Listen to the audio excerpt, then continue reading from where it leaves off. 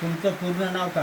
बबिता दादाराव आंबेकर. तुमच्या पतीनं कधी आत्महत्या केली? 2015 मध्ये. त्यावेळेस मग सरकारनं काही मदत केली का? तो केली असला. मग त्यावेळेस शेती करायसाठी अजून कोण मदत केली? किशोर भाऊजी. मग त्यानंतर तुमचे मुलं बाळं ती शाळा शिकत होती. पुण्याला होते. आता परिस्थिती कशी आहे? आता शेती करत हा. मोठा मुलगा शिकतच होता. यावर्षी झाली त्याची. तुमच्यावर शेतीवर कर्ज होतं का? हो. मग माफ झालं का? नाही झालं. कोणत्या वर्षीपासून कर्ज आहे? 2013.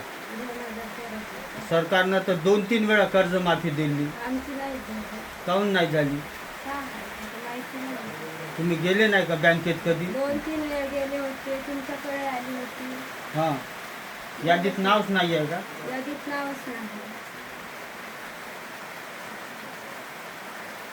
आताच्या वेळेस जे कर्जमाफी झाली त्याच्यातही नाव येत आलं. त्याच्यातही नाही.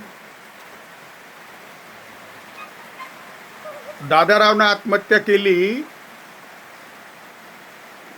तेव्हापासून आता गावात परिस्थिती बदलली आहे का शेतकऱ्याची? काय का काहीच नाही. त्याच्यावर तशी काय काही नाही करत. त्या मालाले भाव भेटत नाही आणि काहीच नाही.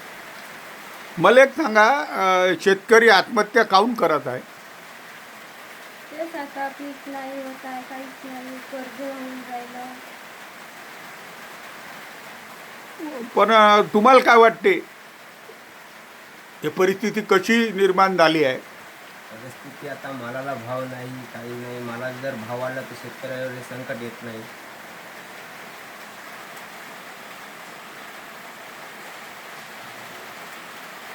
दुसरे जे शेतकरी आहे गावात त्यांची परिस्थिती थोडी चांगली आहे का? थोडी आता जे शेतकरी आहेत त्यांची शेती ते म्हणजे बरी आहे.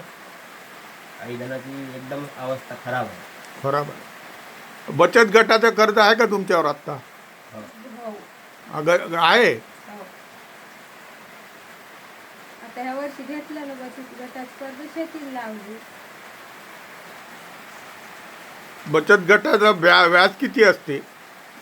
व्याज आता बचत गटाचं कमी आहे ना.